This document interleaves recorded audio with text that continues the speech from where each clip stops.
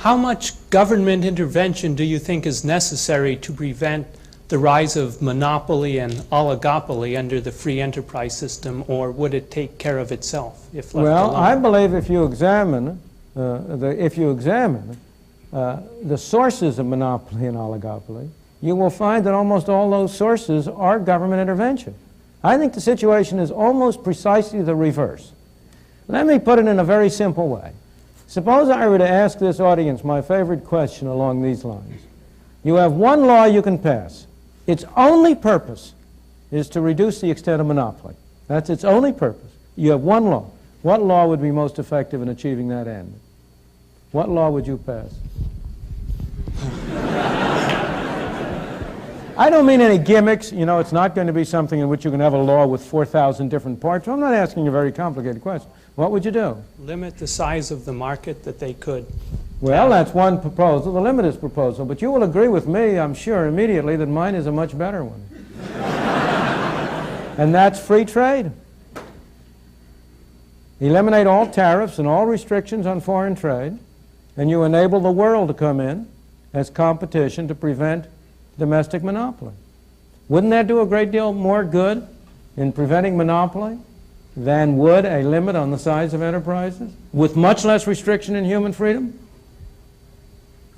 Now, if you ask yourself, where do monopolies come from?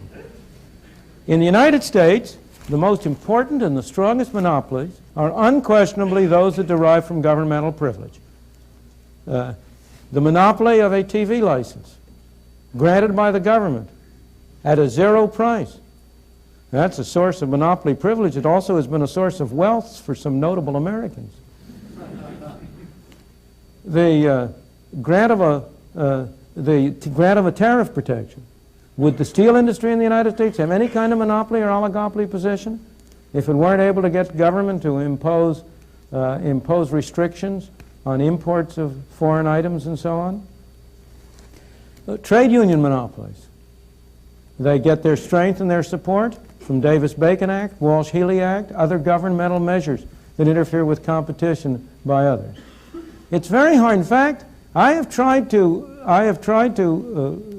consider, and George Stigler is a greater authority on this than I, so maybe we ought to get him in to add to this, what private monopolies there are that have been able to maintain themselves over any long period of time without government assistance. And I have myself only been able to construct two. One is an international one, the De Beers Diamond monopoly. It really is I don't understand it. Maybe George can tell us the answer.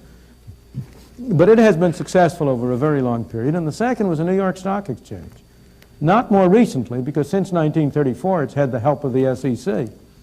But before 1934, from about the Civil War to 1934, so far as I know, it had no government support, and yet it did maintain an effective monopoly. But almost every other case, you have temporary monopolies develop, and if the government doesn't come in to shore them up, they fall to pieces. The railroads became a monopoly only because they were able to get the Interstate Commerce Commission established. Trucking is a monopoly because the ICC keeps out competitors. And you can go down the line and find that one hypothetical monopoly case after another derives from governmental assistance and support. So I think the answer to your question, and you and I have the same objective here, is less government intervention, not more. Thank you.